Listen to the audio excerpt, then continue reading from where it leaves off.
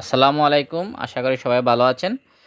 তো আজকে আমরা মালয়েশিয়া ভিসার সর্বশেষ যে আপডেট, সেই আপডেট নিয়ে কিছু গুরুত্বপূর্ণ তথ্য আপনাদের দিব। আপনারা জানেন আমরা মালয়েশিয়া নিয়ে ভিডিও খুবই কম বানাই, কিন্তু আমরা যে জিনিসগুলো গুরুত্বপূর্ণ সেই গুরুত্বপূর্ণ জিনিসগুলোই কিন্তু তুলে ধরি।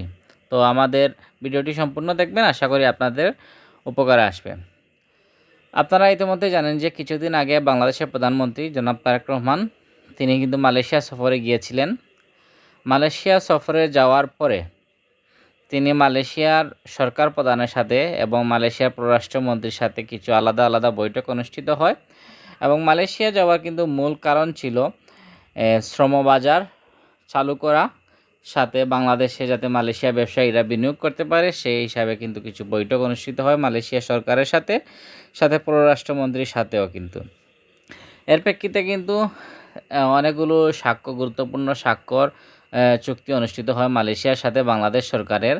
এবং শ্রম শক্তি আর কি, যেটি আপনার ইমিগ্রেশন যে কলিং ভিসা, শেষ ভিসা সম্পর্কে কিন্তু কথা হয় মালয়েশিয়া সরকারের সাথে। এবং মালয়েশিয়া সরকার কিন্তু আশ্বস্ত করেছে যে বাংলাদেশের জন্য তারা ভিসা খুব শীঘ্রই খুলে দেবে, কিন্তু কবে নাগাদ খুলবে সেটি কিন্তু কোনো নির্দিষ্ট তারিখ এখনও দুই দেশের সরকারের থেকে অথবা দুই দেশের ওয়েবসাইট থেকে এখনও জানানো হয়নি।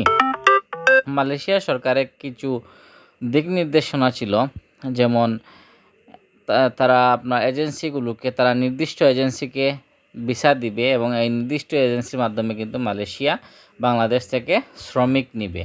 যে এজেন্সিগুলো বৈধ এবং যে এজেন্সির কোনো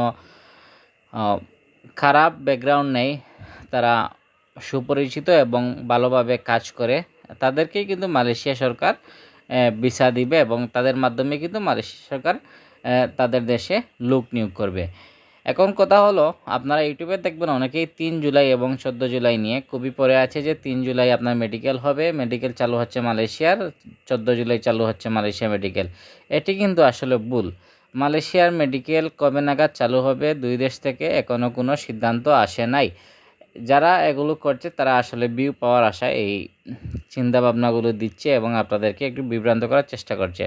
অনেকে মনে করেছেন যে মালয়েশিয়ার যে পররাষ্ট্রমন্ত্রী আনোয়ার ইব্রাহিম উনি আসছে, এই জন্য উনি চুক্তি স্বাক্ষর করে নিয়েছে যে 3 এবং 14 জুলাই মালয়েশিয়া মেডিকেল চালু হবে। আসলে সেটি কিন্তু ভুল। এখনও মালয়েশিয়া মেডিকেলে কবে নাগাদ স্পষ্ট চালু হবে সেটি কিন্তু এখনও ঘোষণা করা হয় নাই। আপনারা কিন্তু কিছুদিনের ভিতরেই কিন্তু মালয়েশিয়া সেই ঘোষণাটি পেয়ে যাবেন, অথবা এই মাস অথবা আগামী মাসের ভিতরে কিন্তু আশা করি একটি সমাধান পাবেন। তো আমার ভিডিওটি যদি ভালো লাগে অবশ্যই চ্যানেলটি সাবস্ক্রাইব করে পাশে থাকবেন। আর মালয়েশিয়ার বর্তমানে অথবা আগাম যে সংবাদ আমরা পাবো অবশ্যই চেষ্টা করব আপনাদেরকে সত্য তুলে ধরার জন্য।